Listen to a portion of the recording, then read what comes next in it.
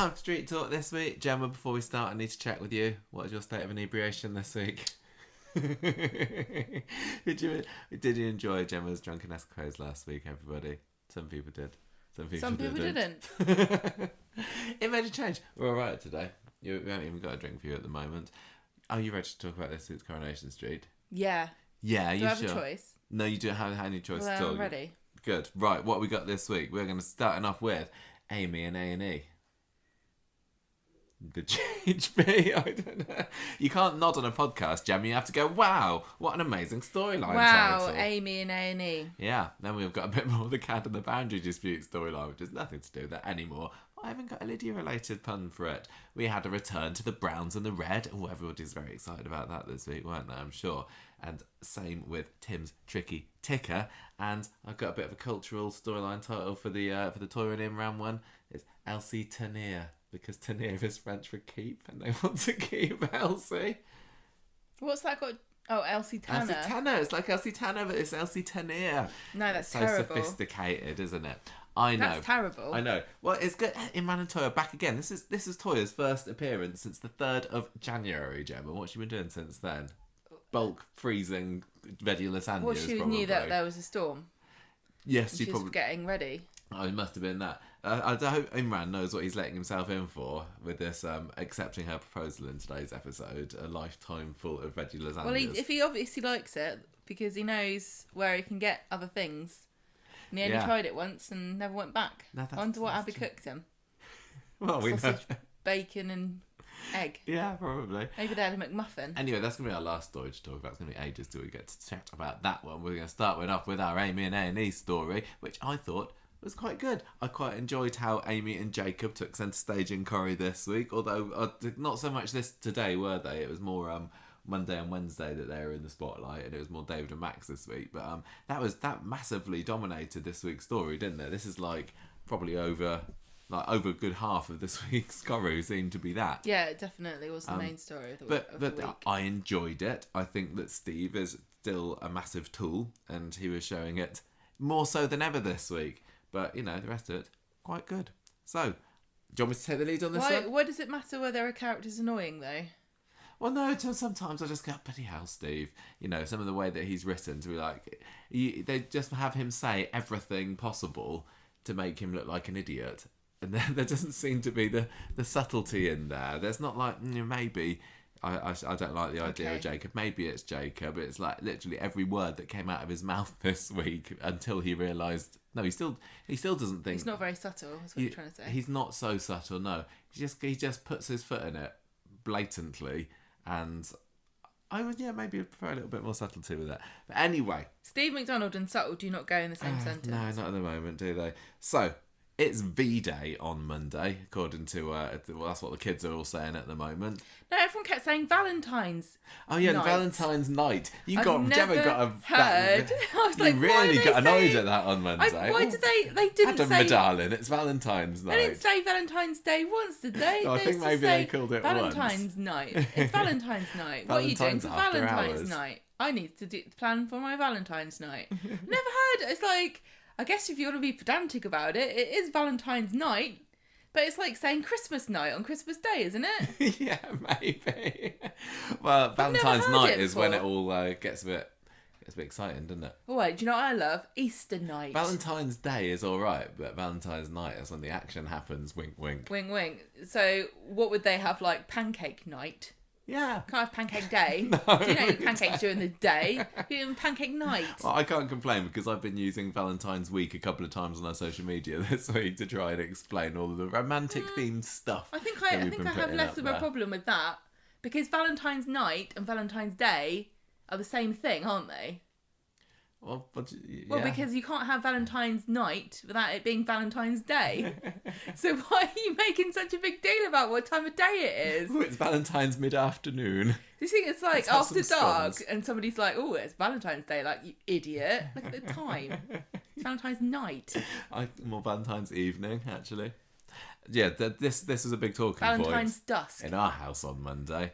We had fun on Valentine's Day, didn't we? Or Valentine's not so night. much. But we didn't watch Coronation Street on Monday, did we? It was... Why did we not have fun? Oh, no, it's fine. I just said we didn't watch Coronation Street. We saved it to Tuesday so we could have a romantic evening together. Why did you make it sound like you had a terrible day? No, it's lovely. It's fine. I got no Gemma a lovely Valentine's card with Gail on the front inside that said, what did it say? I love you so much. You so much. Well, I thought it was funny. I got it off Etsy. You only got it so you could put it on Twitter. No, I didn't. That's not true at all. I would never do that. You got me a Valentine's Day card with a cat on. So I did. I appreciated that. Thank you very much. Anyway. Didn't go on Twitter though, did it? Jacob. Wasn't good enough. Jacob has brought Amy some flowers for Valentine's Day. Night. And he's got tickets for a dance tonight as well. Something. It's Valentine's night dance. You're going to interrupt me again all this week. Right, so Asher and Summer, a little bit miffed about Jacob being around, hanging around Jacob and him saying, let's take you away from your friend. I think that Asher and Summer were being a bit unfair when he was like saying, come with me, my girlfriend, on Valentine's night, didn't you think?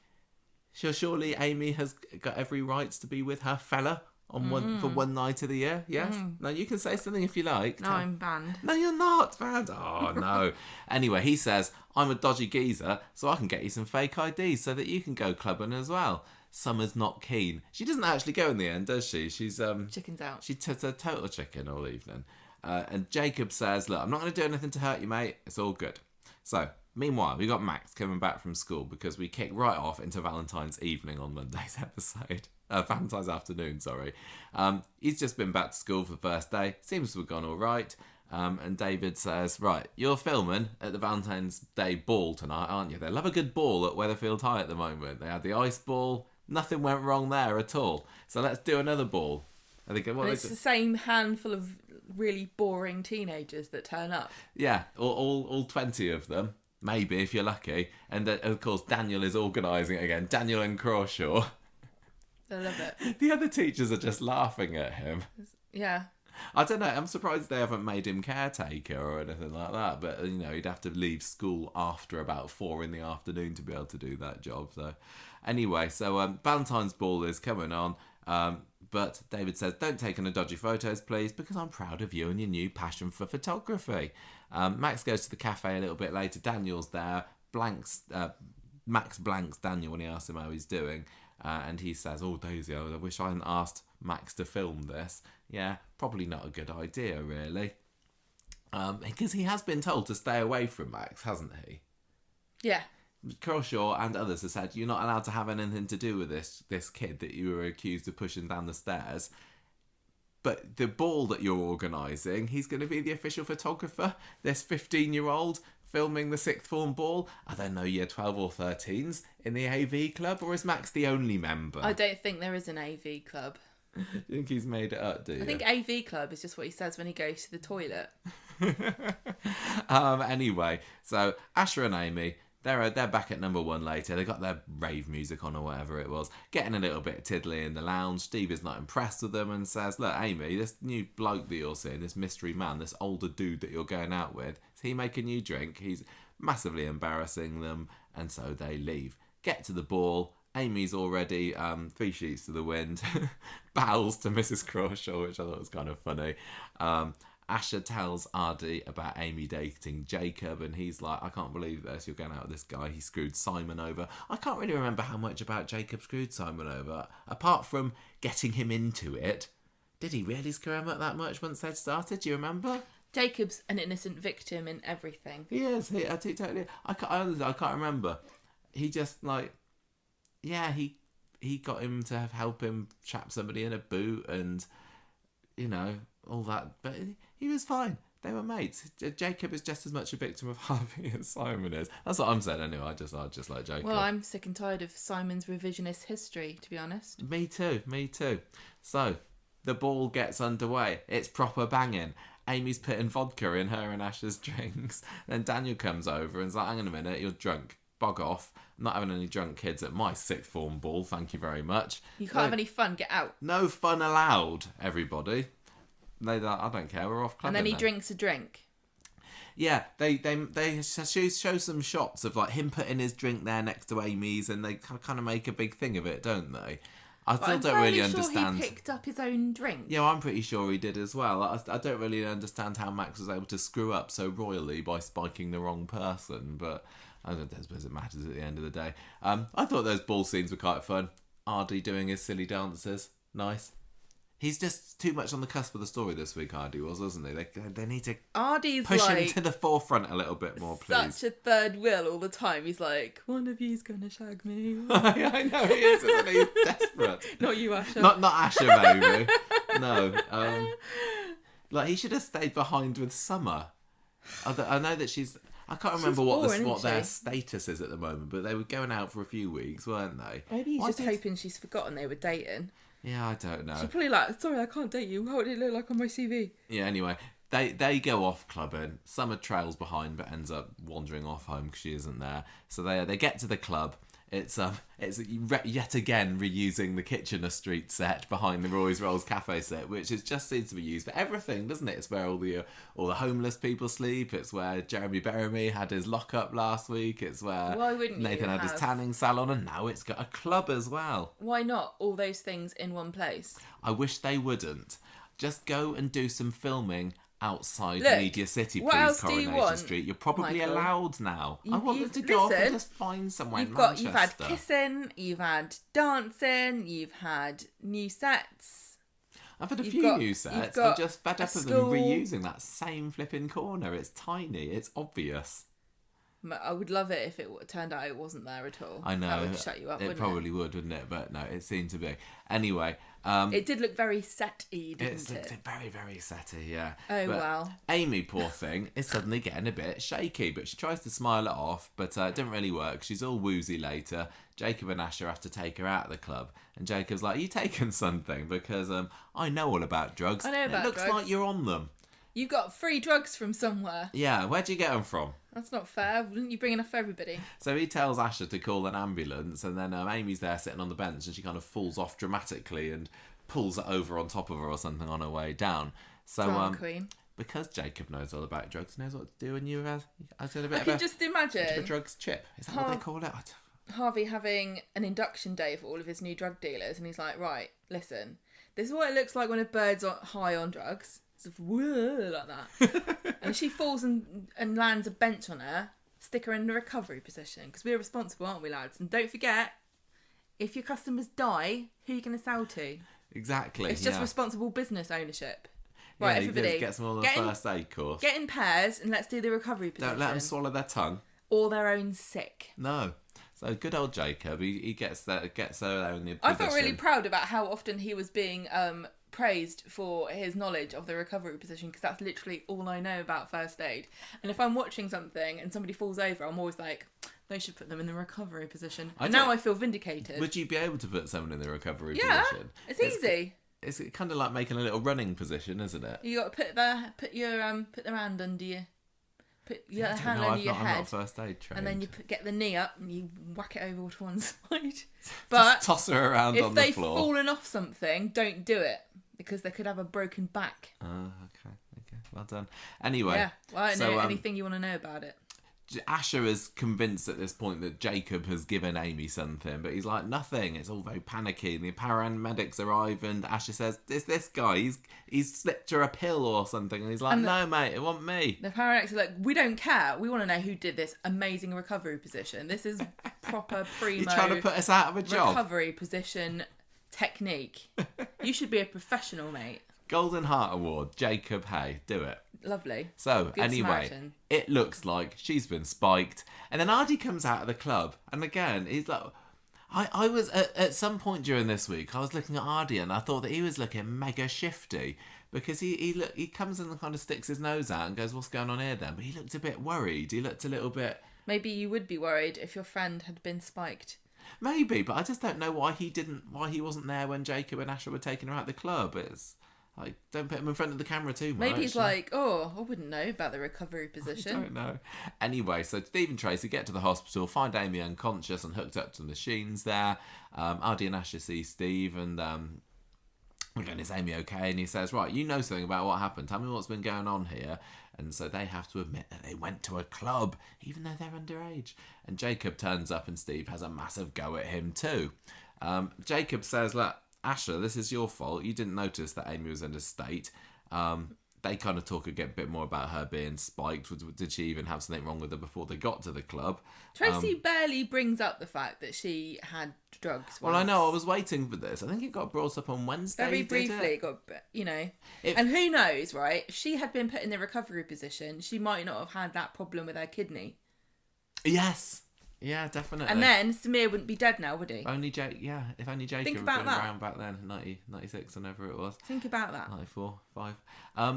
No, I thought they really should have made a bigger thing about that. And I remember when Tracy was wheeled into the hospital and Martin discovers and goes, oh my gosh, I know her, and Deirdre's there, and it seemed like a massive tragic thing, didn't it? Like, it was an issues based storyline. It was a massive issues thing because there was a real life case, wasn't there, of a girl who died because but her case was, Tracy's story was that she took ecstasy, but it was tainted in some way, right, or something. Maybe, I can't remember, but it felt like Deirdre was a lot more, nervous, and it was a bit more touch and go for Tracy. Whereas this time it was more Steve was just mad that it happened.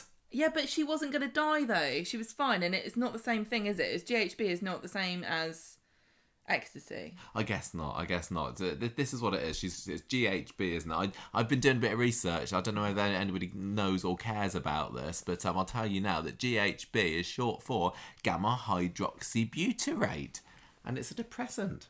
I'm just reading this off kidshealth.org, which is where I get all my drugs-related info. Yep. Usually available as a clear liquid, known as a designer drug because it is made for the purposes of getting high. How?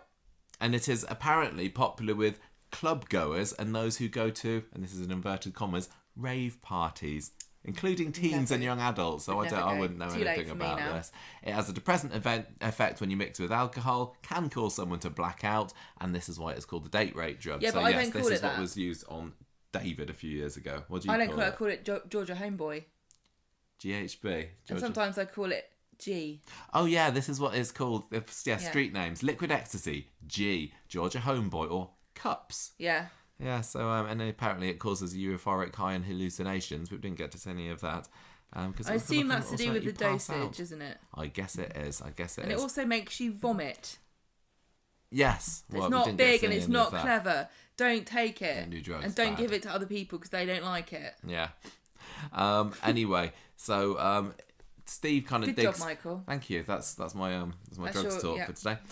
Steve wants to find out about what's been going on with Jacob, and Ardy says, "Well, yeah, this isn't really his style to be doing this, or her style. I can't remember what I said. I'm just trying to remember." Steve is not pleased to hear that Jacob has been hanging around with Amy, so they're worrying over Amy's bedside later, Steve and Tracy, and they're still utterly convinced that Jacob was the one to spike her. And speak of the devil, here he is, and he has a lovely little standoff with Steve, and he says, "No mate, I've changed, I'm not an evil drug dealer anymore, I care about Amy." Steve goes to phone the police, and this is when Jacob drops the massive bombshell that he and Amy are an item. So later that evening, we got Daisy and Daniel. I've shoved this in this because it's kind of tangentially related a little bit. They're on Valentine's night together. They've got a bottle of wine, and Daniel realises that, "Yes, I am seducing you, missus." And it is working too. He's in a very seducible mood. He realises he's seducing her. Yeah, he kind of does it.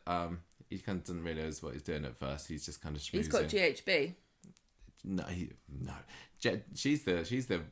She is. She is the one, isn't she? Yeah, remember she's Ryan? the one. Yeah. Mm. Anyway, they go upstairs and have a lovely time together doing who knows what.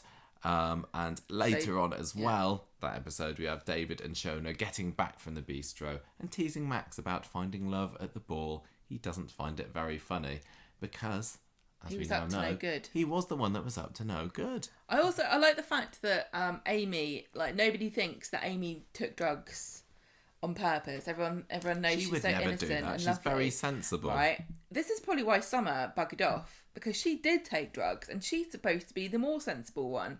She's the one that's going to Oxbridge. What happens if Oxford find out about this? Well, that's what why happens she had if they to go. find out about the fake IDs? What happens then? I know. Gonna get kicked out. I know. Right, Wednesday. Which one's she going to again? Who? Amy? Yeah. Oxford or Cambridge? No, Summer. Summer's going to Oxford. Sorry. Oxford. Yeah. Amy's going around here somewhere. Steve on Wednesday, still flipping mad that his daughter's going out with flipping lowlife, flipping Jacob. And Tracy's saying, calm down. Whoa, language, Steve, come on. We need to focus on Amy here. She's going to be all right and everything, but stop going on about Jacob. You're doing my head in. They weren't even that worried in the hospital. Like, they didn't run into the hospital going, be careful, she's lactose intolerant. No, they didn't even mention that. What if they had her on a milk drip? Exactly. What if they were like, look, let's wake her up, give her some feta cheese. That always brings people around. Wave it under her nose. Does she like mozzarella? She's probably got it on the little clipboard on the bottom of her bed, to be fair. Nil by mouth, a.k.a. no cheddar. Meanwhile, we got Daniel. He's on cloud 9 after spending the night with Daisy. But she won't let him use her toothbrush. This seemed like one of those things that the writers put in because it's a pet peeve of theirs. Like the entire season of Afterlife, which is just Ricky Gervais having arguments with people that in real life that he just kind of thought of an answer for now and put it down in a script. But this is like one of those things that you can tell it feels like a nitpick of somebody. You know what I mean? Does Daisy really care that much about a toothbrush once you've been gargling with each other's tonsils? Does it really matter? Very true, very true. So he's having a good old time and he's back on again with Daisy, but the mood suddenly changes when he reads a text about Amy. He's feeling very guilty about kicking them out of the dance, and that made them go to a club, so kind of his fault. It is his fault. Yeah. So Steve is talking with the police back at the hospital, and he's saying, look, you need to go and speak to that flipping Jacob. Sorry, the cat's just jumped on again. Hopefully she will not be unplugging the microphone at this point. Yeah, he's mad. David sees Daniel in the street, and Daniel tells him about Amy getting all GSH'd or anything. What's it called? GSB? GHB, not GS. Yeah, something. Drugged. Nurse tells Steve and Tracy that Amy's going to be fine, and whoever put her in the recovery position and called the ambulance may well have just saved her life. How does she know this? I doubt that's part of the information that gets passed on when they come in. Like, oh my gosh, she's unconscious. No, don't worry. She was in the recovery position when we got there. Oh, she's fine. going to can go to the back of the queue. Yeah, don't worry about it. Just don't give her any cheese. Well, Tracy says, thanks, Asher, for doing that. And Asher's like, no. It was Jacob, actually. So Tracy tries to use this to get Steve to back down on Jacob a little bit, but he absolutely won't. Look, probably lots of horrible people know the recovery position. I don't think that it's necessarily a sign of good character. No. Like, probably Stalin knew about the recovery position. Probably. Probably. So Amy's waking up later. Steve and Tracy tell her what's happened. Steve's a little bit so what happened with Jacob? Did Jacob put it in your drink? How much did he put in? What was it that you put her in? He's absolutely convinced. And Steve's like, why are you saying this? Why would you tell the police it was Jacob? And he's frustratingly persistent about the fact that, yes, it is definitely Jacob. It couldn't possibly be anyone else. So he goes off back into the corridor again. Meanwhile, we got Asher talking to the police back on the street. She's not blaming Jacob at all at this point. And Ardy's wondering if there's CCTV at the club. And again, it seemed to look like Ardy was looking a little bit worried. But I've got a theory. What's your theory? We know that Max wanted to spike Daniel, right? Yes. And we know that Ardy was looking guilty. And we also know that actually Daniel picked up his own cup and walked off and drank it. Maybe whoever sold stupid Max, this GHB, actually sold him some kind of aphrodisiac. And that's why Daniel got Randy. Oh yeah, Randy for Daisy. And Ardy spiked Amy's drink with GHB, and that's why she passed out. I don't know. That's my theory. That'd be a nice twist. I don't think that's true, but why not? So Jacob shows up at the hospital again. Steve carries on sniping at him and saying, you can't see her, you're never going to see her again, blah, blah, blah. And Jacob, to be fair to him, is surprisingly tolerant of this. And he says, well, I'm not going to argue with you, mister. I'm going to sit down and just wait to see her. And Steve says, I'm going to flipping throw you out the flipping hospital if you sit down on that flipping seat anymore. Then we have David, getting spoken to by Daniel. Daniel says, look, no, he said, I'm not investigating David's getting upset about David says, look, you need to find out. Yeah. This is what happened to him, and he's making it all about himself, isn't he? Yes, and he says, you need to sort out, you need to find out who did this. Because he's panicking. Well, he's saying, oh, who's next? That was his line, wasn't it? He's like, Amy's been spiked with GHB. Who's next? It's like, I don't think it will be Max. Who's next? It's got to be one of the main characters. It's not going to be background child 53. Just indiscriminately sexually abusing anybody. No. Anyway, so David says, if you're not going to investigate this, I'm going to take matters into my own hands. Back at the hospital, Amy's being questioned report it by to the police then, why don't you? Yeah. Amy's being questioned by the police later. The bloke says, the officer says, we checked the CCTV at the club and at no point could anyone have spiked her drink there, so it's had to have been somewhere else, but they're interrupted by a bit of a kerfuffle out in the corridor, and they go out just in time to see Steve punching Jacob's lights out. And it was a good old punch, wasn't it? Doof into the wall. We had punching, we had kissing. I know, we had all manner of physical contact in this Coronation Street. The police officer checks Jacob's okay and says, Steve, you need to back off now, Mr. But McDonald. It's not a crime. Well, it's not a crime? Well, the police officer's like, it's not really a crime, is it? Because he's annoying. Put him in the recovery position. He'll be fine. Jacob is kind of picks himself what I'm saying. up. Like, if I was Jacob, I can't remember what happened, but like the policeman's there watching somebody punch somebody else to the floor, and he's like, nothing to see here. They're all corrupt at Weatherfield off at a police station. We know it's like this now already. Craig's left, we've lost our moral backbone. We don't care about crime anymore. So Jacob kind of disappears off. In of fact, it. if you give me £5, I'll make sure I don't punch you myself. How about that? Back at home, Tracy's trying to defend Steve to Amy, and Steve says, look, maybe I shouldn't have thumped Jacob, and Amy says, look, I can see who I like, so sod off, Dad. You can't control my love life. Well, this is karma for Tracy, isn't it? It is. Disapproving of a boyfriend. Yes. Oh, yeah. She has a bit of a... She had her own wild streak, didn't she? She did when she was about Amy's age, actually. Yeah. So we also get a couple of scenes on Wednesday of Leanne because it's Ollie's birthday coming up. So she's there buying some flowers, was she, at the... or she had a balloon or something? I can't remember. Stuff. Mary gets talking to her about what happened to Amy, and Simon makes his first appearance in this storyline and says, oh, I heard Jacob was involved on this. And this is when Mary reveals to Simon that Jacob and Amy are an item.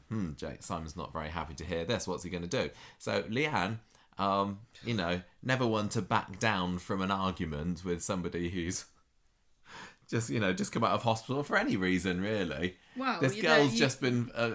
was spiked last night and has just come back from hospital. Leanne clops around there saying, "Oi, you missus." We can definitely win a fight against a girl who's just come out of hospital, can't you? Yeah. How dare you date that vicious little toe rag Jacob, hey? And Amy gets a text from Jacob's mate at that point, and it turns out that he's been arrested for doing these fake IDs.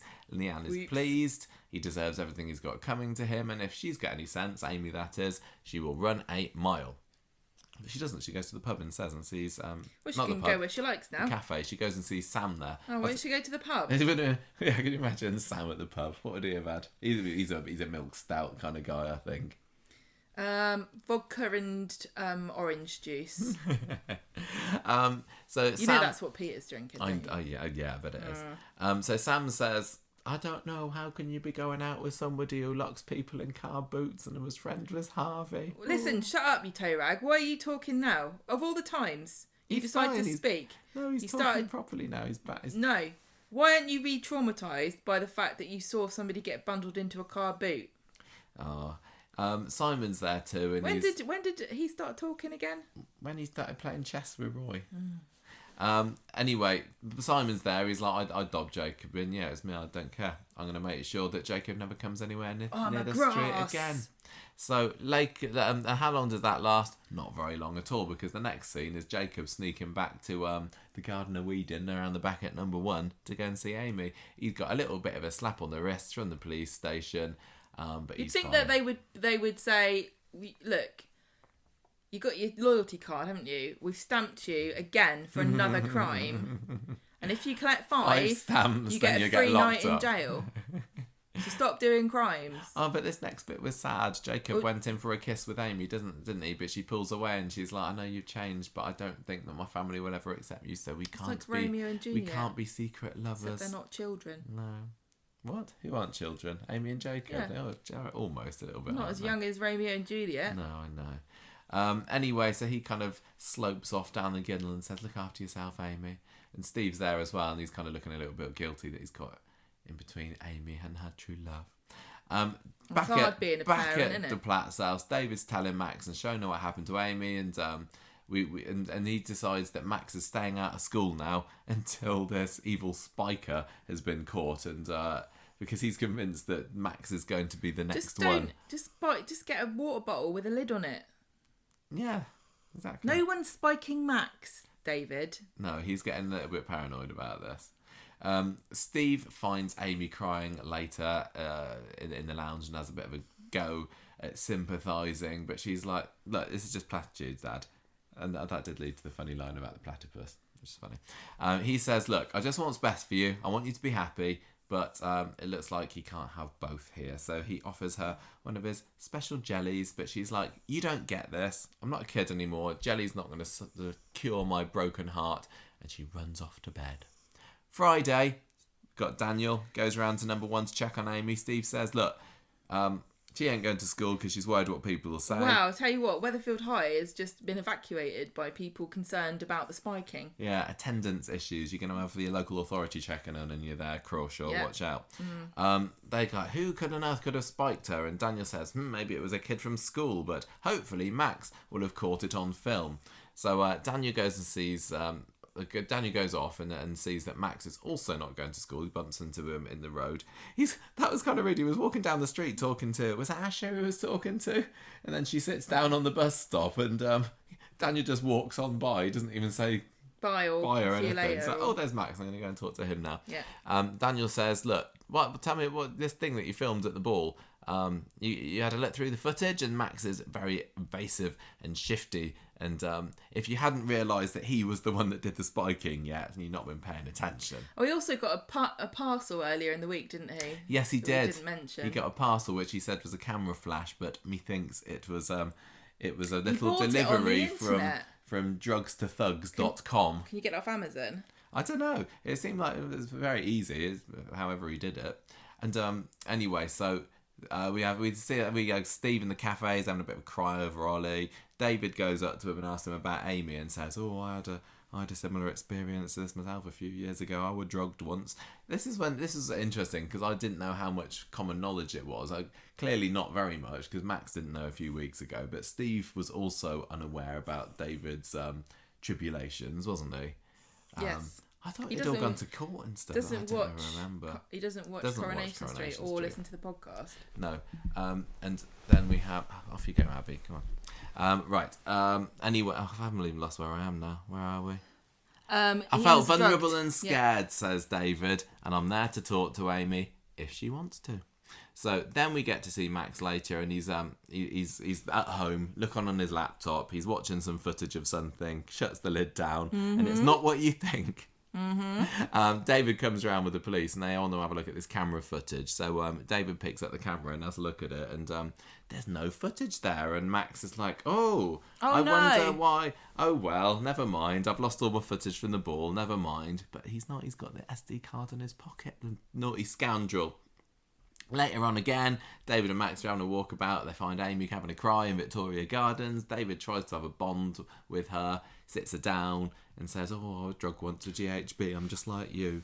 And Amy says, "I just can't get it out of my head, and I'm worried about what could have happened to me. What if my friends hadn't been there? What could the drugger have done?" Well, she's also like, "I want to know who did this to me." And it's interesting because, you know, David had a far more horrific experience, but at least he knew who did it. Yeah.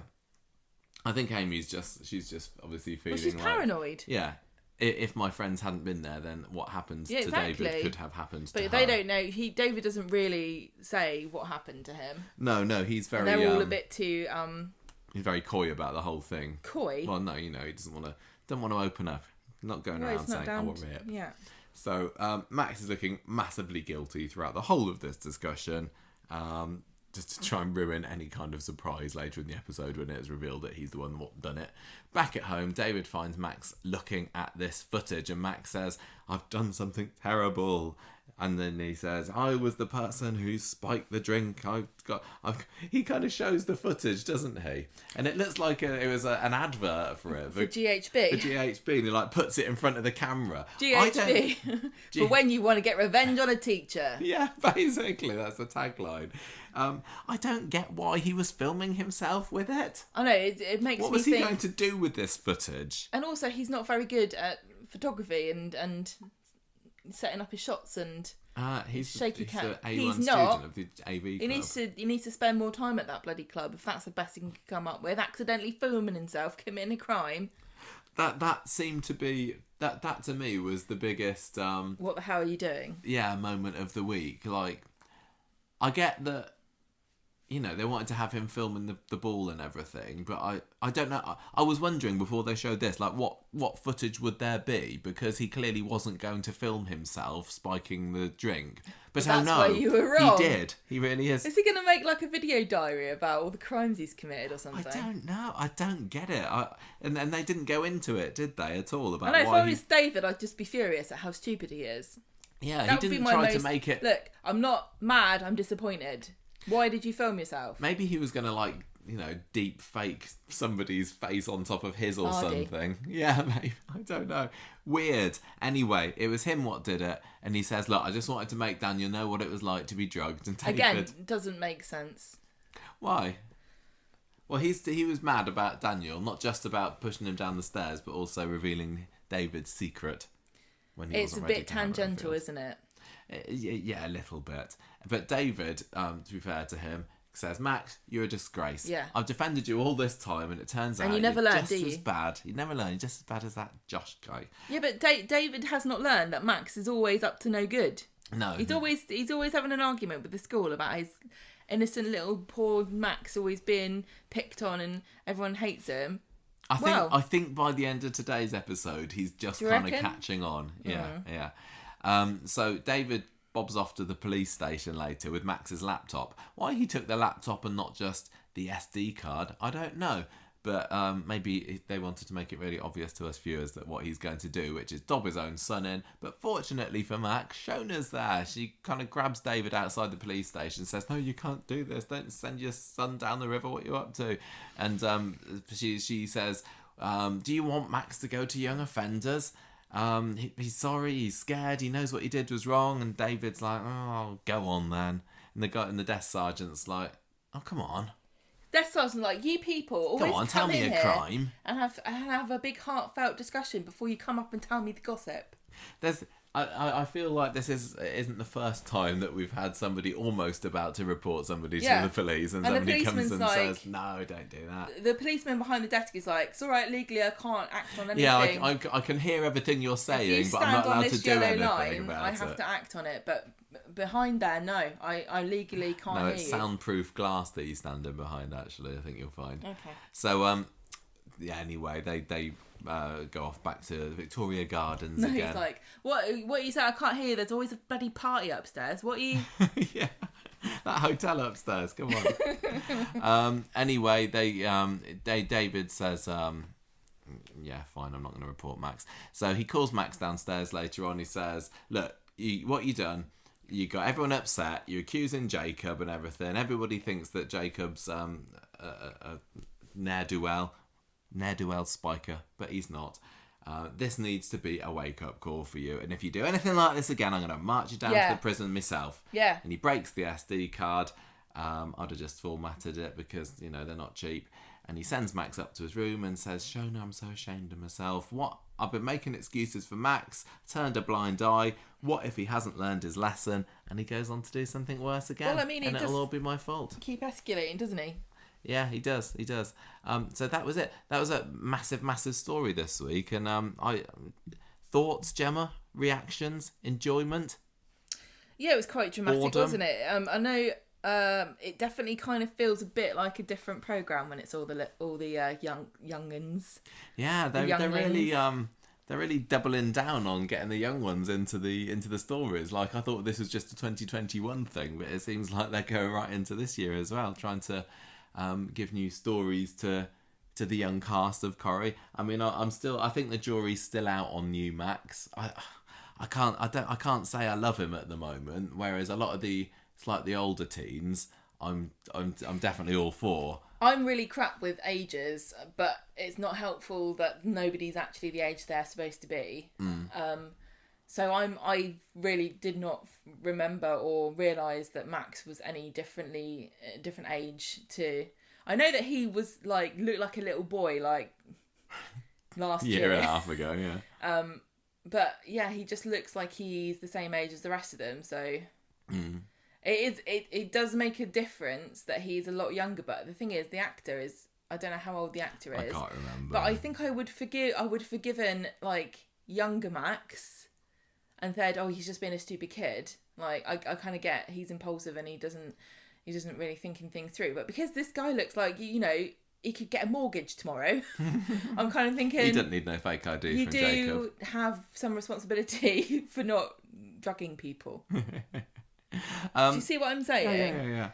I although I enjoyed this story, I think they made it a bit too obvious that it was Max. Although I think when I watched it on Tuesday, we ended up watching this one. I don't think I clocked that it was him straight away. I was more drawn towards Ardy's odd reactions. But I think it was one of these things where I read somebody theorising online about it, and all of a sudden it was like, oh yeah, it's obvious. And that's the problem with soaps and old TV today, isn't it? Because you've got so many thousands and millions of people making theorise, and then one of them will get it, and then it's like, oh yeah, it's obvious. And then when they make the characters look incredibly shifty, it's like, yes, we know. I wish that they, I don't know. I just wish that maybe they hadn't shown Max at all in between the party scenes and then the reveal scenes today, and then maybe we wouldn't have picked up on it and guessed it, and it would have come as a bit of a shock because it may well have been Jacob. I think last week I'd seen a little bit of a spoiler about this week, so I did know that Amy was going to be spiked, but I think what I read, and I'm trying desperately not to see them, I thought it said that Jacob had spiked Amy, so I kind of went into into Monday's episode thinking, oh, Jacob's going to spike Amy, so I kind of had that in the back of my head for a little bit as well. But I'm glad that he didn't, because I think that they've got some potential. I think that whoever it was that decided to put Jacob and Amy together, jolly good move, don't you? Yeah, you really enjoying him, aren't you? I'm very much enjoying Jacob. I think he's fab. I enjoyed him last year. I think he's great this year. They've definitely made him turn a corner. They were doing their damnedest to make him do the right thing, weren't they? Apart from the whole, fake IDs. That's give probably it a year and no one's going to remember that he was ever a criminal. They've very much Graham Proctored him, haven't they? Well, it's like when Shona first came in, she was a horrible scallywag that stole she was a wallet thief, wasn't she? Wallet. But no, they've got to be careful not to go too much down the line of, isn't he perfect, like they have with Kelly. Well, listen, Michael, knowing the recovery position doesn't make you perfect.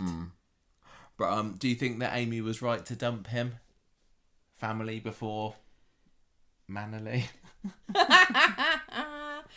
I can see where she's coming from, because it is a bit offensive, isn't it? What is? To have a drug dealer who kind of got your cousin almost killed and preyed upon a grieving family. And up until recently was still dealing, because he was the one that refused to give Kelly drugs. Yeah, I think do you think that they're going to get back together though? Because it feels like Steve was looking a little bit guilty when they sent Jacob on their way on Wednesday. Yeah, they're going to get back together because, and also the other thing to remember now is that Jacob can apparently do his work from home like everyone else. What is his work at the moment? Well, he can be a drug dealer. He can just do it on the internet. Oh, yeah. Where did Max buy his stuff from? Yeah, probably right. Harvey, is that what they've gone into now? I thought they were safer. Yeah, no, I think they'll come back together again. Yeah, I think they will. What's the point of bringing him back in the show? I just don't particularly like. How old is he as well compared to? Because there's always only a few years older. I think it's fine. I'm not enjoying Simon being part of this. Although I kind of thought it was odd that it took him a few episodes to get back involved again. When he showed up on Wednesday's episode, it's like, oh, I don't really need you. Yeah, shut up, Simon. Yeah. I think that I'd quite like Amy and Jacob get back together again just to stick Rub one his to nose in Simon, yeah, basically. But I thought it was quite sensible and mature of Amy to make that decision, and I like the direction that they've gone with her character, that they're making her. I think a lot of the teens are fairly level-headed and practical. Yeah. I think Summer's the flightiest one of all, isn't she? Do you reckon? Yeah. What's going on with her eating disorder at the moment? Yeah. Maybe that's why she had to run off and Maybe. didn't go to the club, because she wanted to go and scoff a whole packet of crisps or something. David this week, I thought he was all right. I'm glad that he. Well, do you think that he was right to go and shop or try and shop Max? Or was it drama for drama's sake? I personally don't think that reporting your relatives to the police usually helps anything. It's not going to make it's not going to scare familial people relations straight. particularly well. Well, it depends. You know, once you involve an outside force, you have no control over what happens. It's all very well saying, "Oh, I want to scare him" and stuff, but I don't think that Max is going to do it again. But he is stupid. He might do anything. I think now they've gone down the route of Max is a bit of a scally. I think that they probably will have him do it again. I don't think he's learnt a lesson. He's not going to try. They showed him. I think he did a decent-ish job of looking guilty and sorry, but it's only going to last a few episodes. I think sorry that he got the wrong person. I think he's sorry he got caught. Well, he's sorry that he got Amy. He did it to Amy when he was actually trying to get Daniel. Yeah. So I don't think that this vendetta is over. Unfortunately, I just I'm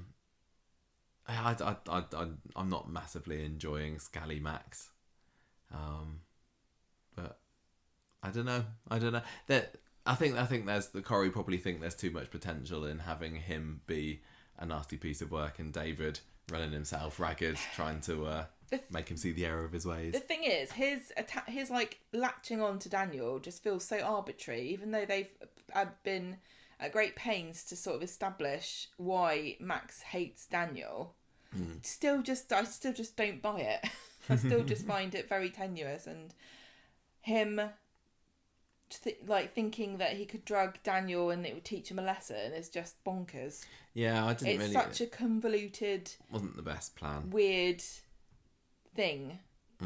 Just yeah. The other thing about Max that I was thinking, I think that Corey desperately wants to kind of repeat history and have David having to parent somebody who was just as bad as he was when he was his age, but Max just doesn't have that same cheeky charm that young David had, did he?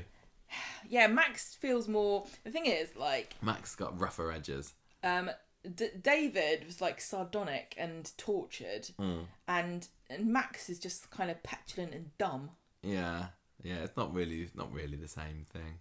I enjoyed the Clayton reference in today's episode as well, talking about nasty sons. She got shot in a box, but she's not forgot her kid. No, and that kind of made sense as to why she tried to stop David turning him into the police, because she could see if Max is going to end up going into juvenile prison or whatever it is, then he could just turn into another Clayton. Yeah. Nice little mention there. Anything else with this one? Steve, a bit of an idiot, like I said. I think Steve's just Steve, and if you expect anything different from him, I don't know what show you've been watching for the past 30 years. Yeah, sad. Anyway, so that was okay. Good stuff. Shall we move on to the next story? Ready? Yes. Okay, right. Over to you, Gemma. What has been going on with Sarah and Adam and Lydia? On Monday. Are you enjoying this story yet? I don't have a problem with this story. Why? No, maybe it's just me then. This is a bit of a dud for me. Still, I feel like it's got more potential than it's reached. It's just the choice of characters, really. Yeah, this is the trouble. Okay, just off at the beginning, we can just say this then, can't we? Like if you're trying to split up a couple, don't pick the most boring couple that nobody cares about and kind of forgot that they were married. Yeah. I like people sneaking around and, planting evidence and making somebody think something. Remember with like Eva and Aidan and Maria, and that was kind of exciting. Even though I didn't really care about those two as a couple, it still didn't feel like these Adam and Sarah. Just feels like stop trying to make Adam and Sarah happen. And it's very notable that they didn't even have a set before this story started. Yeah. I mean, that alone should tell you something. Yeah. So go on then. Valentine's Day. It's V-Day, and also, Gemma. the other thing is that Lydia's motivations for this are incredibly murky and mysterious, and if they aren't fleshed out any further, it just is about as stupid as Max. I'm seeing people online saying, like, why is she doing this? Daniel. Is it because he spurned her 10 years ago? That seems like it's quite a lot to a long time to hold a grudge, but I don't think it's that. It seems to be the more recent fact that he put it down as like, oh, this was nothing kind of relationship. But yeah, it's not obvious really, because she care that much. And the other thing is, if it is something that he's done since that we don't know about, it's also not going to have an impact because we didn't know about it. No. Anyway, Gemma. Sorry, were you going to say something else? No, that's fine. Right, V-Day. So, Sarah and Adam are having their Valentine's chat where Sarah's like, Valentine's night, my darling. Valentine's night, my darling. And he's like, oh. Well, he's got to go to a hotel, doesn't he, on Monday night because he's meeting with some crying bloke. Yeah. But Sarah's being all gooey and sexy with him, and Lydia's rolling her eyes a bit. Another boundary dispute. Something like that. He's upset about his fence. It blew down in a storm. And his neighbour's trying to make him replace it, but he can't afford to. But he can afford to take his lawyer to a hotel. I don't. And also, this hotel is very close. We know this hotel is not that far away. It's in town somewhere. But Adam still books a room. Yeah, he stays there overnight. He's got some very good reviews. Okay, well, we'll get to it. Right, so Lydia's rolling her eyes. I don't know if she's rolling her eyes at the story or just at Adam and Sarah, or at the idea that Adam and Sarah are in love with each other. Maybe it's just a meta comment on the whole thing. She tells Sarah that the guy she's seeing is blowing hot and cold and she doesn't know what to do. And Sarah says, you should have a good old chat with him. Then we get Adam calling Sarah from the Chariot Square Hotel about his business thing. And Sarah says to Lydia, this gives him an idea. I don't remember. Right, so anyway, she talks about sexy underwear. So then Adam phones up. Is this the underwear that we saw Lydia planting in the factory at the end of Well, she's walking Friday's around episode? like trying to say like, oh, I got some underwear from my sexy boyfriend. Yeah. Anyway, Adam phones later and says, sorry, I can't leave this bloke. He's really sad. Sarah's not happy about it. So Lydia says, I think this is the perfect time for me to go off to see my man. I'm so guilty about it because he's got a wife and everything. And Sarah's like, oh, what a dilemma. Oh, any friend of mine who wanted advice about what to do with a married bloke that she's having an affair with. What would you say, Gemma? Stop doing it, you slag. Anyway, Lydia goes off. She turns up at the hotel and she hides. First of all, she walks behind a bellhop. Oh yeah, who like, doesn't seem to care like... at all. She's pushing the trolley of cases. And and then there's a woman just kind of like keeping pace with her and tiptoeing along, and she's like, "Well, it's Valentine's night and I'm working again. I don't care. I'm not paid enough." Then she hides behind a big fern or whatever it is, and watches Adam and his crying client. We get Sarah. Called a client. Sarah's in the pub. She's slurring, having a rant to Carla and Peter about Adam and abandoning her on Valentine's night. Lydia orders herself some oysters and she chats up the waitress saying, oh, I'm going to take these up to my room actually. She makes a big thing of it, doesn't she? My boyfriend's called Adam Barlow. And if somebody says my name in a crowded room, I hear She was literally the next table along as well. Wouldn't you hear your name being said by someone you know behind you? Well, Barlow's a very common name in those parts.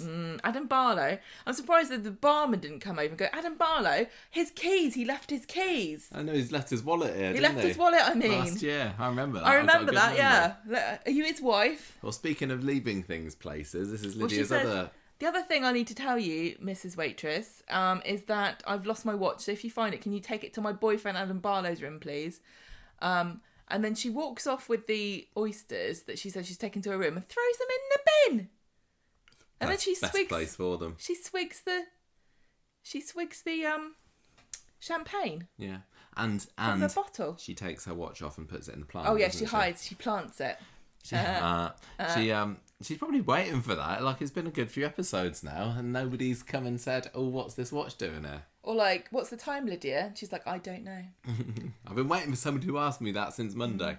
At the factory, Lydia on Wednesday tells Sean and Beth about what a wonderful night she had with the oysters, and then she says, "And my man, oh, I've got the oyster cramps. I've got to go." Well, I think that's karma. Yeah. For shagging about.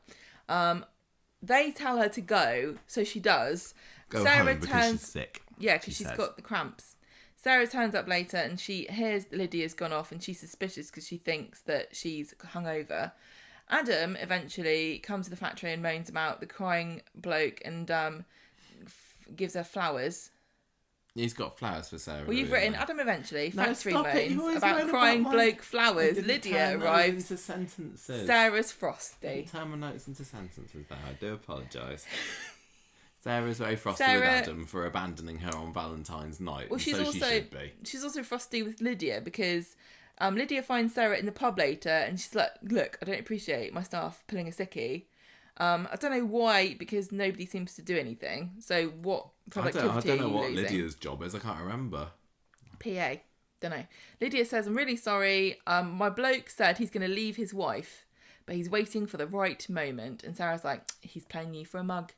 And Lydia's, "No way. He's so great. And also, if you think that, why are you still married to the serial womanizer Adam? Yeah. I don't get where that logic leapt from or to. But anyway. Just trying to stir the pot. No, I know. Yeah. On Friday, Sarah says, "Oh, you know what? Lydia going on about her married bloke makes me think about you and Carla." Just can't let it drop. And Adam's like, "Ugh." And then Sarah apologises later for bringing Carla up again. And he says, "Look, I don't care. I want to move on. Why don't we have a baby?" Yeah, let's try for a baby. In the pub, Sarah's like, "Oh, God. I've not had so much information about somebody's cycle since Toyah was trying to do IVF. And it's like, oh, I'm fertile next week. I've synchronised my work calendar and my fertility app." What, in the middle of a meeting, you're going to start buzzing and have to leave? Yeah. What happened to the miracle of nature? Wow. Why don't these things just happen? She's getting on, Michael. She's 33. Yeah, anyway. Yeah, maybe she's just like, "I don't want to shag you more than necessary. I'm just going to do it by schedules." Lydia comes in and says, "Somebody's at the factory, wants to see you." So Sarah huffs off, and nothing happens there. But she comes back later and Adam has got his dressing gown on. Sexy white dressing gown. He's all ready. And then meanwhile, we get Lydia outside and she's sending herself some more incriminating messages. She's got a fake phone, which is Adam's fake phone that he's never owned, which is just a burner phone that she's bought.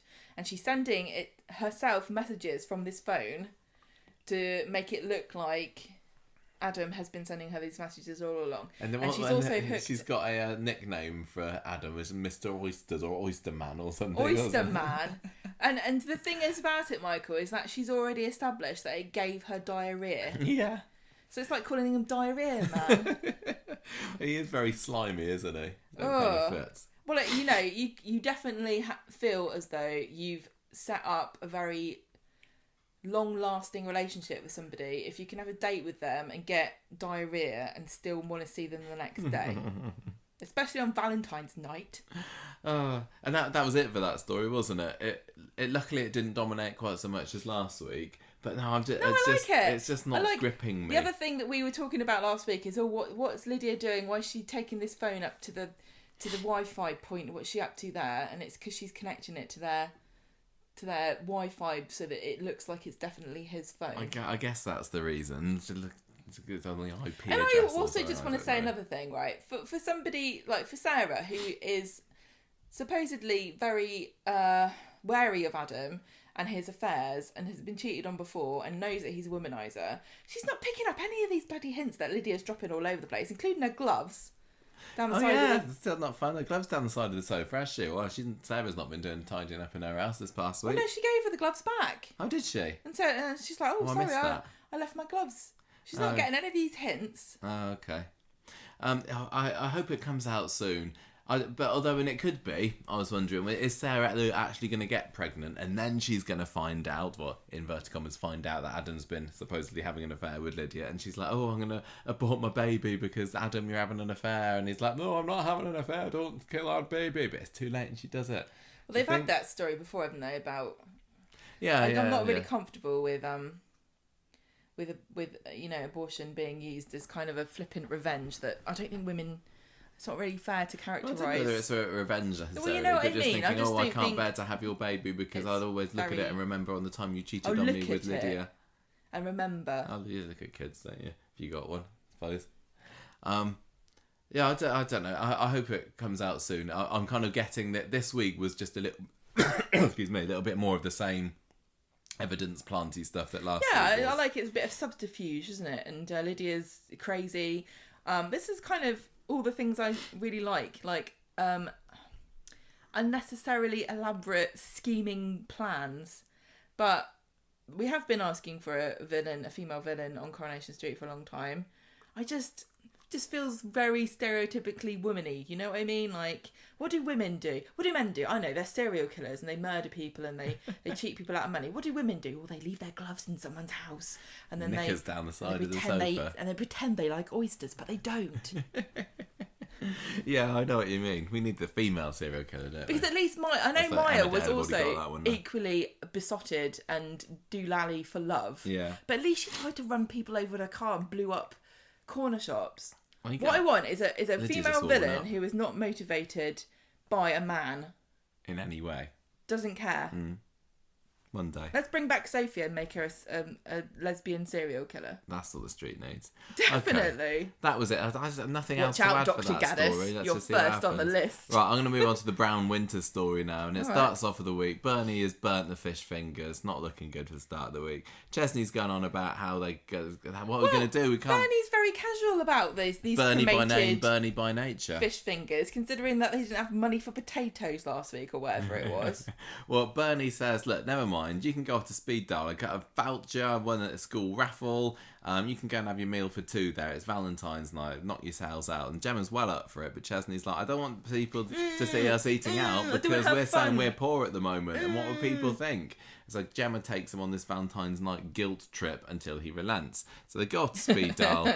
Finish eating, and Yasmin says, oh, sorry, this voucher you got's not valid. It's not on... Oh, yeah, so it's not. It's valid on every other day other than Valentine's Day. Well, when they said, let's use this voucher, I said to you, that won't be valid today. You did, and you were right. And Chesney says, oh, this is mortifying, which sounds like a very oddly delivered line.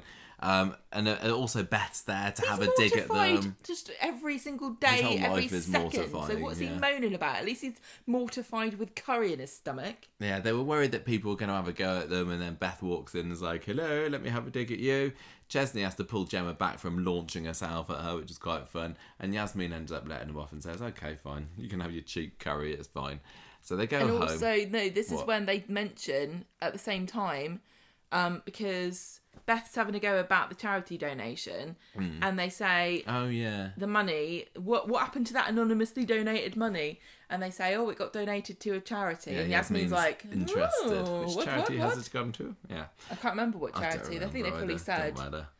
Attic Children charity. Yeah. So they go they go back home. House is a tip. They've been potato printing. It looks like Bernie and the kids. So Chesney has another go at her, and she has to go right back saying, look, you're not the only social outcast here, actually. People are having a go at me just as much. And Gemma says, look, Chesney, you need to try and see that Mum's trying to make things better here, so back off. So shut up.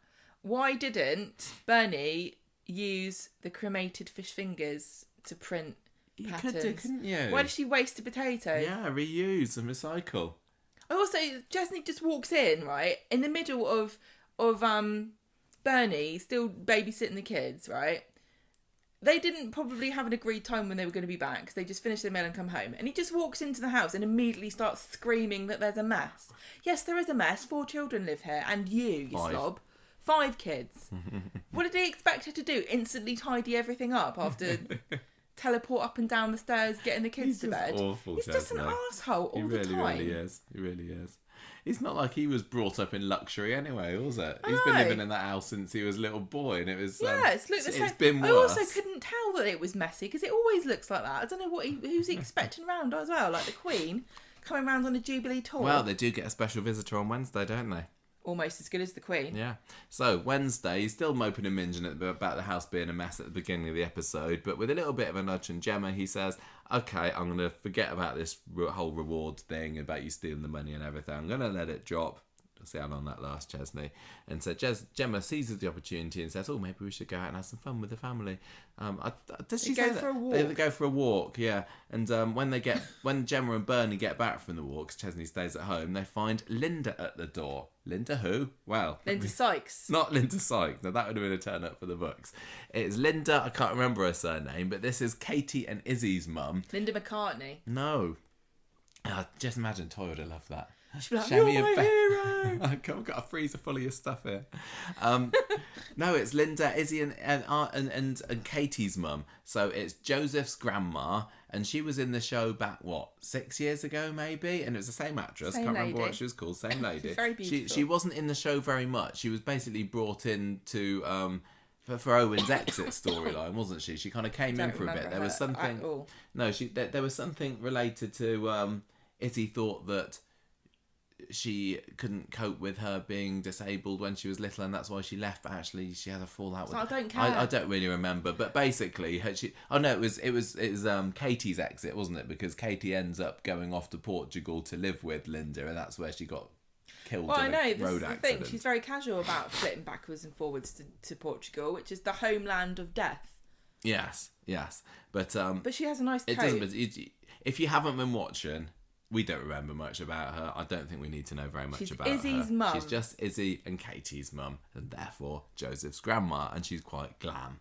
She's en route from Release, and she thought she'd pop in to see Joseph. So they end up, they send her to the cafe for half an hour so they can tidy up. And they're a little bit worried about Linda finding out what's happened. This was something of nothing, wasn't it? Joseph going off on a runaway recently, and Gemma and Chesney try their best to act like everything's normal. It turns out that she hasn't heard about this. So Ches and Gemma are desperately trying to make out that life at number 5 is like a well-oiled machine. Linda says, let's go to the bistro. They panic because they can't afford to pay for the bistro. Yeah. But they go along anyway. Does Linda end up paying for it? I don't know. I assume so. But Chesney just wants any opportunity to complain. Yes. So they go off and have a lovely time. Friday. No, Chesney doesn't have a lovely time anywhere. No, he's just miserable permanently. So they're still worried on Friday that she's going to go and see Izzy. And if I was Izzy, I'd feel a bit miffed that my mum, who hasn't come to visit for like 5 years, didn't come and see me on the first day. I know that Izzy herself doesn't live on Coronation Street, but I'm sure she's just round the corner. She's their mum. It's not like Joseph's her grandkid, but Izzy's her kid. I know. My child, who has been, locked up shielding for the past... 2 years maybe? No, I'll come and see you tomorrow, love. Twigged it. I reckon Linda's an anti-vaxxer. Do you reckon? Izzy won't let her in because she needs to have a PCR test. And she's like, I don't believe in all that crap. COVID's a hoax. Anyway, so she's going to go and see Izzy today. And Chesney and Gemma are worried that Izzy's going to spill the beans about Joseph running away. So they invite her to the cafe later to try and buy a bit of time so Chesney can phone up Izzy and say, keep stum about the Joseph running away thing. I can't remember what they said about that. Were they able to not able to get hold of Izzy or something? But in any case, it's all irrelevant. It's all irrelevant. They go to the pub. They go to the cafe. Bernie and Linda to stall her, and they have some claggy scones there. And they're struggling to bond. It looks like that it's going to be these two grannies being at loggerheads, isn't it? Well, I can't imagine them getting on with each other. They are a bit chalk and cheesy, aren't they? Linda probably likes crystals, but only if they're like diamonds. Yeah, she's not going to be going dowsing rods and herbal tea. No, she's not going to be doing unless you say around that the campfire and dangling her crystals in front of her. No, that's what you do with crystals, isn't it? I don't know. Dangle them. Anyway. This is where they have this weird argument about whether bingo is skill or luck. Oh, yeah. I'm with Bernie on this. I think. What, if you could juggle it in 4 bingo cards? If you've got more than one card, you make your own luck, don't you?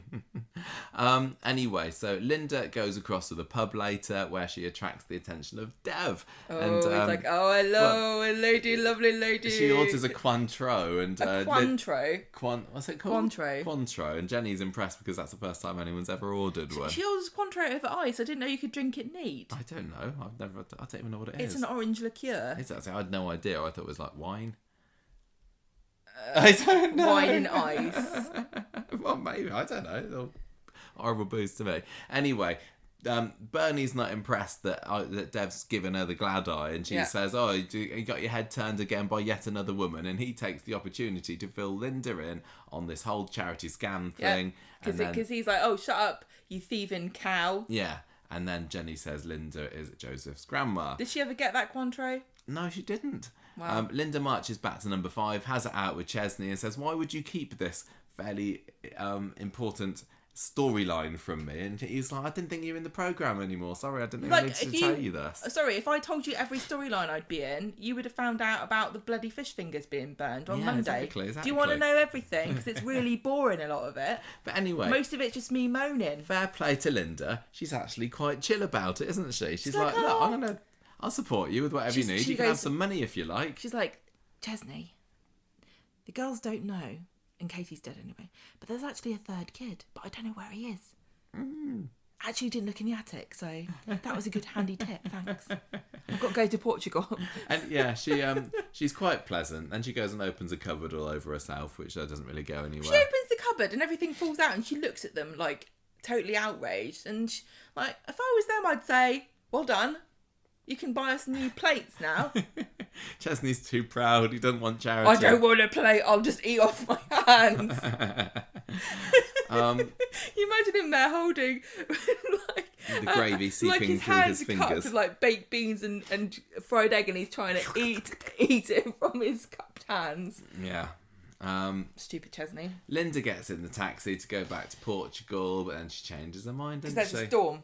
Yeah, changes her mind. Staying in Weatherfield. Have you seen that YouTube channel of those planes trying to land? I'm not getting on a plane. I'll die. Do you know what happened to my kid going in a car? Plane's way more dangerous. I'm living here now. Sorry, I'm too scared. Joseph's quite pleased that Nanny Linda is staying for a bit, but Bernie is right cheesed off. Oh no. So, what was your reaction to seeing Linda back on Coronation Street this week, Gemma? Whoa, what? She's such a posh bird. I'm glad that that was another spoiler I dread. I don't know what was wrong with me and spoilers this week, but I think there were probably quite a few people who were watching for quite a while on, was it Wednesday? I can't remember, who were like, who is this woman that has turned up? I don't think they made it obvious soon enough who she was, because it's she's not exactly a classic character. She's fine. I didn't mind her this week. She's very attractive, so sometimes people don't note your features, do they? Like she's very beautiful. She's very well turned out. So she could be any beautiful lady. I thought she was fine. She's not. I mean, when she was getting in the taxi to leave at the end of today's episode, I wasn't like, oh, going already. But then equally, when she decided to stay, I wasn't like, oh, I don't need her. I am enjoying the sparring with Bernie. I don't know whose side are we supposed to be on here. I think we're supposed to be, cheering for Bernie, aren't we? But I've never been that much for Bernie supporter. The thing is, though, anyway. Linda's not doing anything wrong, is she? She's not judgmental. She's not having a go. She can see they're struggling. She's not rubbing anyone's nose in the fact that she's got loads of money. She does seem to not really get, like, when she was going, oh, let's go to the bistro, and then ordering expensive wine and stuff. I don't think she got how anxious it made them because they couldn't afford it. No. I don't know at the moment what the end game of her being back on the programme is, unless it's just going to be a handy, well, I'm back off to Portugal, here's a load of cash, just call me if you run out sort of thing. Maybe she'll die. Maybe. And then leave him a load of money, and then bloody Chesney can shut up. That. Maybe Bernie's going to try and plot to kill her. Maybe, yeah. I just thought that, when she just, I don't know. I forgot what I was going to say. That's okay. It was fine. I just got a bit sad with the Izzy mentions this week because I've never been a big Izzy fan, but I'm still thinking, oh, it's so sad that Cheryl Lee can't be on the programme at the moment. And I wonder, like, what would she be doing in this story if she was in it? Just Izzy, like would she be involved? moaning at Chesney, probably. I think that if Chesney and Izzy were in the same scene, there would be a vortex of misery and everyone would die. Put Chesney and Izzy together. That'd sort things out. God. Gemma, it's your turn to talk about lovely Tim. Tim! And Strange Elaine. My favourite character of all time. On Monday, they are having an 80s movie marathon, aren't they? Yes. It's a funny, quirky thing that they do together. And Sally is a bit miffed, and she tries to tempt Tim up with some sexy time. And then Tim has a bath, and Elaine has a go at Sally for getting Tim too excited because it could kill him. And Sally tells her to keep her nose out, and, I'm with her. Who, Sally? Yeah, shut up. It's none of your business. I thought you'd be with Stop Elaine. Being no sexy or British. No, but stop talking about it. That's the British thing. Don't talk to me about it. I don't want to know your opinions about it. Elaine does need to shut up. She needs to she can't, get her she nose can't out dictate. and stop talking about her son bonking. I don't know what kind of weird finger painting upbringing that she gave this kid of hers that she loves so much that she never taught him how to read, and now she's intimately involved in his sex life. Stop making up for lost time. They watched The Goonies, but I thought it was The Goonies Go Home, or was it a film called Go Home and a film called The Goonies? I don't know. I don't like 80s films. Sorry, you everybody. don't like 80s films? I'm not a massive 80s films or music fan. No. Well, that was the best decade. Everybody knows that. Right. What else happened? Well, Sally comes home. She's mad at Elaine, and Elaine tries to apologise, and then she says, I'm going to sign up to university. It's what she called it, the University of the Third Age. Was it? I don't know. That's what she said. She's doing some heart medicine stuff. She's going to be a learn heart about heart medicine so that she can save. There's a big decision to make on a whim, isn't it? She seems so flighty, My son's got a heart problem, so yeah, I'll just do a heart medicine course. Yeah, why not? She's like, I'm not going to learn everything because I'll probably die first, but I can learn a few things, can't I? So on Wednesday, she's got her Bluetooth headphones, she's set up with a university thing, and then she immediately does that annoying thing that people do where they learn one little thing and they think they're the expert. She's trying to investigate him. She investigates Tim and meddling around with him and measuring him and saying, oh, he's got tachycardia, or his heart rate's too high, blah blah blah blah blah. This reminds me of when I was quite new in my job as being a magazine editor, and I had not had any formal training at all, and then somebody else I knew who did a course in journalism, and he spent the next year emailing me after every single issue telling me that I was going to get sued by the left, right and centre all over the place because I was writing all this stuff, and it's like calm down, you don't know what you're talking about. It's fine. 15 years later, he's still going strong. Well, don't know what he's doing, but I'm certainly still fine. And yeah, so Elaine's stressing everybody out. Sally's mad, and Tim thinks that she's a nightmare as well. On Friday, Sally has been on the phone to Judy.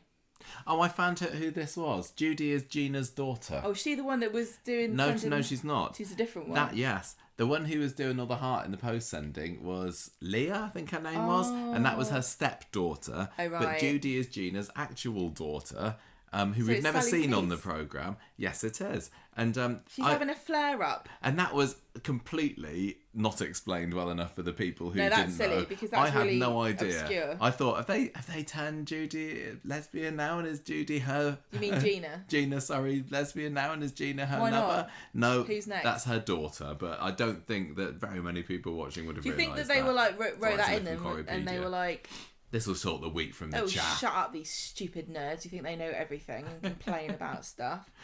She's on the phone to Judy. That's right, nerds. It's her niece, Gina's daughter. Gina's having a flare-up of her bipolar again. I guess. And then they start talking about Elaine and her fussing, and seems like she's desperate to find something wrong with Tim, and she can't leave him alone because Sally wants to go to hang out with Gina to look after her, but Sally wants to go dancing on ice. Yes, that's what it was. And Gina wants to watch her in the audience, but she can't go because Elaine is being a nightmare. Elaine finds Sally making a spinach broth for Gina, which apparently is a really good cure for bipolar. Who knew?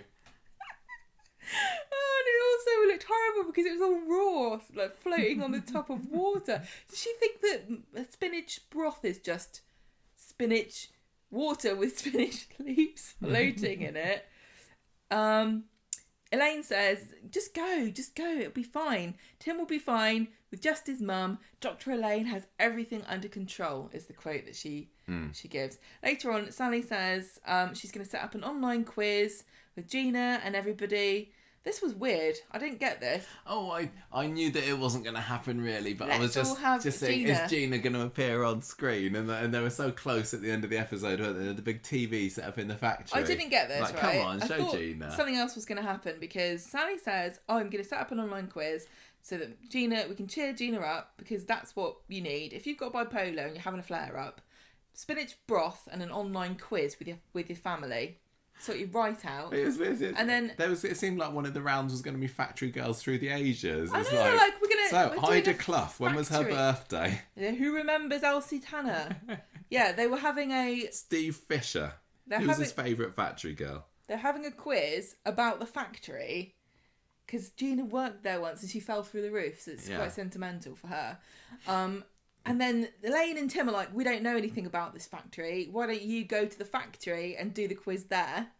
So Sally goes there, she's setting the quiz up, and then she starts slagging off Elaine. And I thought that the computer was going to be connected to Elaine's Bluetooth headphones or something. Oh, yeah. So that she could hear her going, oh, she's such an annoying bitch. But nothing happens. Sally's just there going, that's what I thought. That would have been a very good Bluetooth signal. Yeah, well, made it halfway down the street. They've got boosters.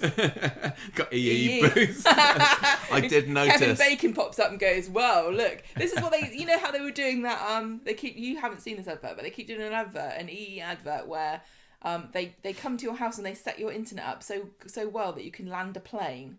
I know. Now, if they could do this, where they could set your internet up so well that you can Bluetooth your mother-in-law and tell her how much you hate her from a completely different house down the road, more people would sign up. Yeah, more people I did see that in the Metcalfe's house, they had an EE router on the side. Yeah, they're starting to infiltrate the street now. Well, you see, and that if you bloody have sign on the top of the shop, it's a bit obvious. I'm surprised nobody's going, well, you see, because we have the BT router in the house and we also have EE mobile phone, our connection never drops. And that's why we should be lucky that we weren't involved in that whole online auction thing to buy the house down the road. Because we wouldn't have cut out, our internet wouldn't have cut out at all when Shona was Shona attacked it with an axe. It's a good job that they weren't sponsoring back then, because they would have had to have stepped in and said, we can't have this. Yeah. Our broadband will never go down. Ask Kevin Bacon. Oh dear. No. So they just literally do a quiz. It's Beth and Sean and Kirk and they go, Fizz. Let's do the quiz, and then we cut to Tim and Elaine, and that was it. Just doing a bit more meddling. Yep. So I think, Gemma, we have stumbled on Sally's exit storyline here. I was thinking, when's she going? A flare up of the bipolars. It's not a spoiler. We've been talking about Sally is in Dancing on Ice. The actress who plays Sally, who's also called Sally, she's in Dancing on Ice at the moment. So everybody knows that she's going to have to go off somewhere, because apparently these actors, they can't do more than one thing at once. No. Why can't she just act in the day and dance at night? She's got no ambition, no drive. So I guess I'd have loved to have seen Gina. Maybe this is going to be one of these things that when she comes back, she'll bring Gina with her. I'll have to text Connie and see whether. And also, the other thing that was quite funny was Tim was like, "Oh, I don't fancy doing a quiz, and I don't know about Factory Girls. You go off and do it without me." But he didn't say what made more sense. No, I don't want to see Gina again, because it'd be really awkward when she tried to rape me that time. Yeah, that Christmas. That Christmas when she went to bed with me. Dragged me to bed, yeah. But we forgive her for that. And isn't And Elaine also, just... I never gave her back that dog plate, and I don't want her to bring it up. Isn't Elaine just Simpering incredibly frustrating? Yes, It's I not. know. It's not in a funny way. I want It's to like just you, I but you're desperately such an want to annoying like pest. Elaine. And when she first came into it in the Yasmin story, I remember being so. I remember thinking that she was brilliant. She It's was like great. what an amazing casting they've Yeah. got here, and she's so strong and wonderful. grounded character. And now she's just kind of, she's flighty and dithery and. Yeah, she's just honestly, not working at the moment. Anytime you watch something and you're thinking, "Wow, Jeff had a point here," you know that they've messed up. They really have, but I don't think are we supposed to be hating Elaine at the moment? I think we're supposed to find her endearingly daft and overbearing. But I mean it's a classic, annoying mother-in-law story, but I think it's because she's talking to Sally and telling her not to have sex with her son. That is the big weird. She's just getting herself too really involved. Weird. She's inserting herself too much into Tim's health problems. Oh. And we don't care. No. I'm a bit fed up with this now. This story's been going for 4 or 5 weeks now. It needs to have a bit of a break, but I guess that it is coming when Sally goes off. Yeah. But I mean, I was thinking like 6 months ago that we'd seen the last of Elaine. I quite like her. I just don't like her in this story. I don't like her mothering Tim too much. But and she definitely is. Give her another story. Get her away from the Metcalfs a little she bit. hasn't had a Maybe good run, could has she? flourish. Because she also had that silly storyline when she was Yasmin scared and of a mouse. Yeah. Oh well. Let's finish off with Why have you written solar panels? There's somebody mentioned something about solar panels in this story this week, and I can't remember what it was. Were they saying about getting them on the roofs or something? Do EE do solar panels, or know. do you have to get them from the co-op? I don't remember, so we'll move on. The Elsie Tenier Argos. story. Get from Argos. So, this Toyah was and Imran. This was only in it for one day, but this was by far my favourite. This is a lead up to next week, isn't it? I'm kind of hoping that they're going to be, if not the story at the forefront next week, then at least maybe a B story.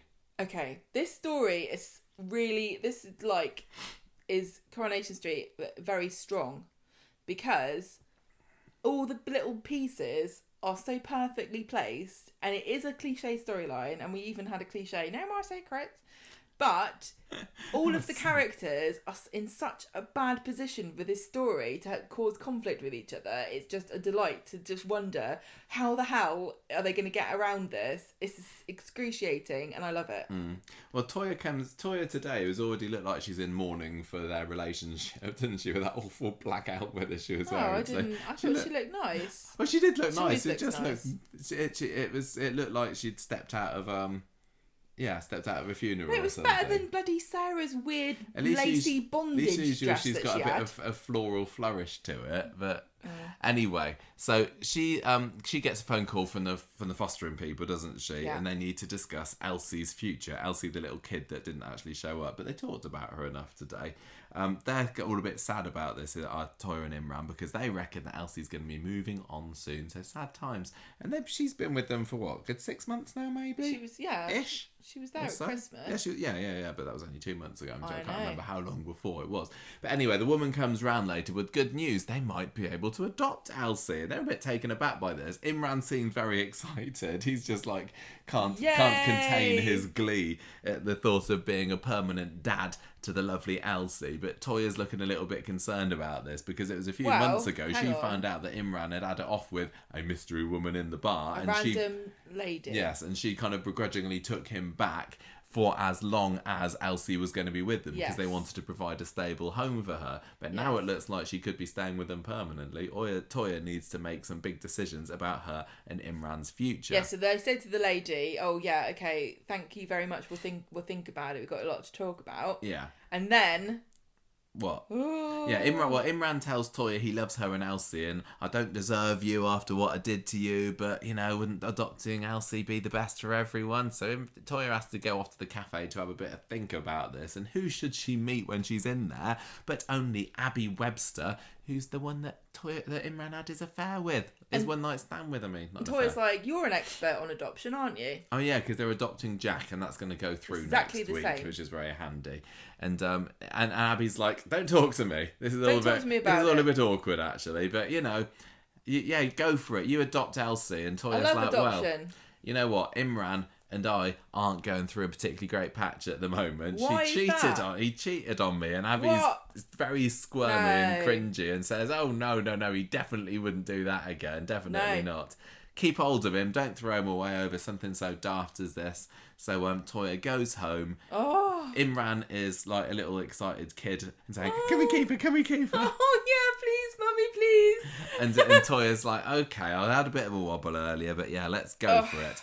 But yeah, wait we a minute. got 3 conditions. Yep. Number 1, we're going to draw a line under this affair. And I won't ever mention it again. 2, no more secrets, #. And 3, marry me. You've got to make an honest woman of me before we have... You've got to make an honest have... woman out of Toyah. Before we have a baby... Are we going to have a crow wedding?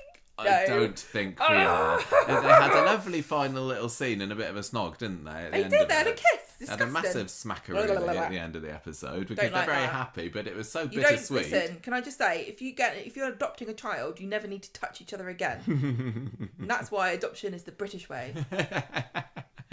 Oh, it's so sad because 6 months ago it'd been like, yeah, Toyah and Imran getting engaged. This is what Toyah's wanted for so long. I just love this. What she wanted for so long? A baby, a kid, yeah, not a family, not a ring on her finger. No, but she I don't know what her thoughts about marriage are. Obviously, she's quite keen on it because she proposed to him, and he wants and it's she wasn't married to old Derek. Greg, was Dave. she? I don't know, whatever his name was. I think so. I can't remember. I don't think she's been married. It doesn't matter, but she wants to marry Imran. Who wouldn't? Can you imagine how suave and dashing he'd look in a wedding suit? How can he top what he wears every day? He's gonna have to wear like tails and a top hat. A super suit. It's a zoot suit. I just don't know. I can't picture what the timeline of this is going to be. They're not going to get married. They're not going to get married, and that breaks my heart. But is she going to get as far as the dress?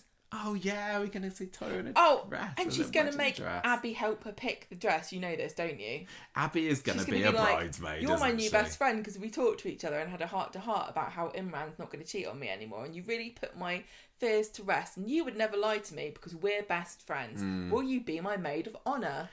It writes itself. I don't know whether I can stand this. I can't because I'm pregnant and the dress won't fit me. I don't know whether they're going to have Abby being pregnant now. I think it's too long. Do you reckon? It surely would be showing by this point. Actually, she might have been wearing something baggy and I didn't notice. It was a long time ago. Some women don't even know they're pregnant. They just have a baby, don't they? Yeah, but she's fairly slight of figure, is Abby. I think there'd be a little bit of a bump anyone at any this time. point, Any woman, any listening right now, just double check. Have a bit of a prod. See if a little baby goes, ow, then you could have one in there. Ow. I want them to just rip off the band-aid now and have it all come out because I can't bear to go through months of Toyah and Imran being, well, especially Toyah being besotted and happy, Imran being relieved and happy, thinking that everything's okay. I just want it to all be in the open and then maybe her forgive him. He's such a stupid idiot. He's ruined our plans, Michael. He's really ruined things. I'm so mad. I love this though. This storyline this is what I mean about like the difference between this and the Sarah and Adam story is just night and day really, because if Lydia splits Adam and Sarah up, what will people say? Oh well, and what will happen? Don't know. Maybe Sarah will move back in with David and Adam will stay in his flat, or like who cares? But with this Toyah and Imran story, it's like everything's on the line, isn't it? Like the whole house of cards is going to fall, and it's all that Toyah's wanted and hoped for. And how mad is she going to get when she finds out he lied to her about this? I hope she does get mad. Yeah, because he's jeopardising like this, like her quest from the very beginning that she came back to Corrie, however many 5 years ago. Has been to get a bloody baby, and now she's got a kid in her grasp, and his stupid, slimy snake of a fiance now is imminently ruining everything. I know. And but if she does find out, could she forgive him for Elsie's sake? Because I don't know whether she's. Does it really matter that it's Abby? She had an affair. She knows he has an affair. He lied. I just wish that why couldn't he have taken this opportunity to have said? She said the magic words, "No more secrets," and we're not going. This is the way she ordered it, Michael. She said, "We're drawing a line under the affair. And we'll never mention it again." Mm. Then she said, "No more secrets," and he immediately couldn't go back because she said, "Don't talk about it."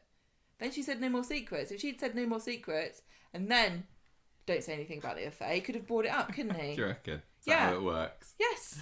Oh, do you think that he really thinks he's got away with it, though? Is he going to have another little secret meeting with Abby next week and say, "Look, we really don't need..." See, Abby doesn't want it coming out. Neither of them do. There's no real reason, really, why it should come out, because they both want it to stay. But the only reason is if she actually is at the duff. I don't know. It is just a fan theory that she's pregnant. It would be the perfect way to force the hands of this story and up the stakes even more. I mean, maybe Toyah might see this as an opportunity to get another baby.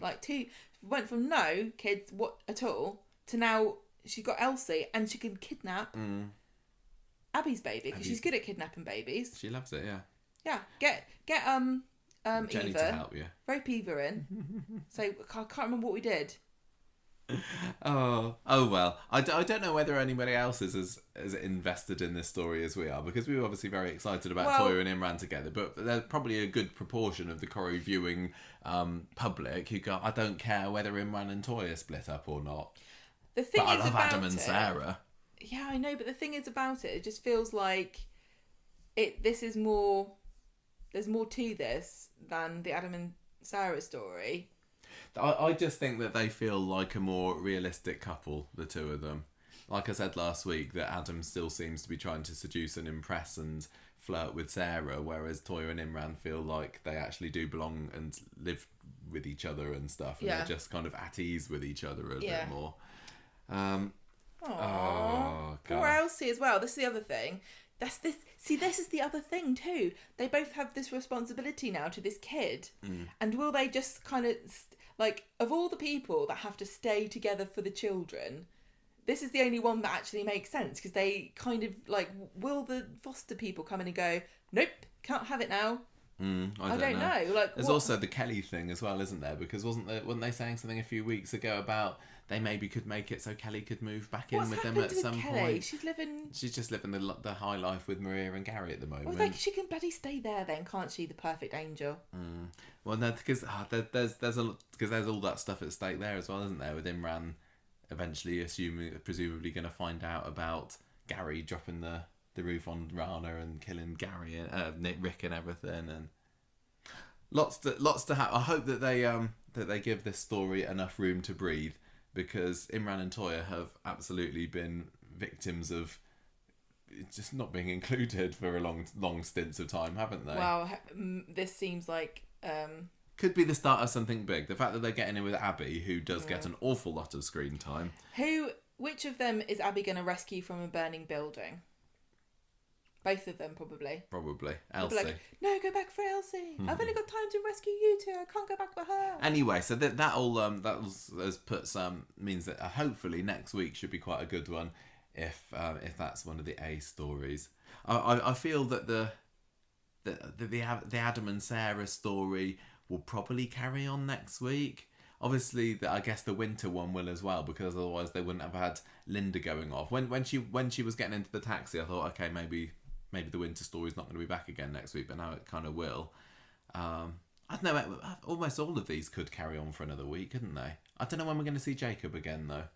He might have swanned off for a little bit, but hopefully not for too long. Anyway, we'll talk about that when we actually get to next week. Gemma, do you have a score or a character of the week for this week? Because I quite liked it. As I say, I thought the Amy story was fun. I thought, Steve wound me up a lot, but I thought this week was good for Jacob to show that he has changed and he's a good lad. Putting Amy in the spotlight is always going to be a good thing in my book. Maybe lost it a little bit on Friday when those two characters weren't the main ones. Your score thing has reminded me of the culinary travesty, and I can't remember who brought this up, that they made bolognese with rice. Oh yeah, rice bowls. Who made that? Don't know. I find it so offensive. That's what my family used to do, isn't it? Horrible. That's what it reminds me. And also, Chesney saying that he liked his rabbit and black pudding roulade. Yeah. I can't imagine Chesney eating a rabbit and black pudding roulade. So the Amy store I thought was pretty good. I wasn't a major fan of the other three that we did, but then it kind of, the Toyah and Imran saved it a little bit at the end of the week, but it was only slight. But this was definitely an improvement on the last few weeks, so I'm going to give this 3 heavy, dry, claggy scones out of 5. And my character of the week this week, I am going to award to... I think I'm going to give it to Jacob because, he saved Amy's life by putting him in the recovery position. And he took that punch on the chin and he was still very gentlemanly about it. Very nice. Well what done. about you? What's your score? I'm going to give this 3.5 his and her tongue scrapers, which was the romantic gift that Kirky got our Beth. And she loved it. Yeah. She thought it was great. I don't know who the character of the week is for me this week. You've enjoyed. I think I'm going to give it to Lydia because I like her scheming and I like anyone who can swig directly from a champagne bottle after dumping half a dozen oysters in the bin. Well, there you go, Jack James Ryan and Rebecca Ryan. Brother and sister, get your character of the weeks this week. Your mum's going to be dead proud of you. Yeah. Yes. We got their mum liked one of our tweets just earlier today, didn't she? Yeah. Yeah, because we love it when a Corrie mum likes our We tweet, do like don't a Corrie mum liking we our love tweets. a Corrie mum. We have had a couple of Corrie mums over the years engaging with us on social media. I do, yeah. Jack James Ryan's mum liked a tweet. Whenever a Corrie mum gets involved, I get nervous because we don't want to incur the wrath of a mum. No. Because we can be quite mean sometimes, but we're not mean about the people. No. Sometimes the characters, we don't like them. Yeah. So hopefully Elaine's mum's not listening. Right, that is it.